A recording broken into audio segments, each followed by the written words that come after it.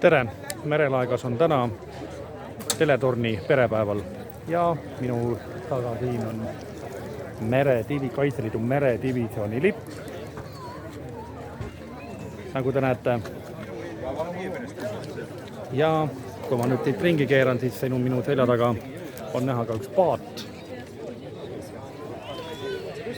Ja meredivisjon on siis üks osa Kaitseliidu korraldatavast perepäevast teletorni juures 20. august ja sellel päeval on siin alati selline perepäev. Kahjuks ei ole küll täna kohal liitlaste tehnikat, ma ei tea miks, aga tiitada ei ole. Nii et lähen siin veel natuke veel paadile ligemale. Siin on siis paat.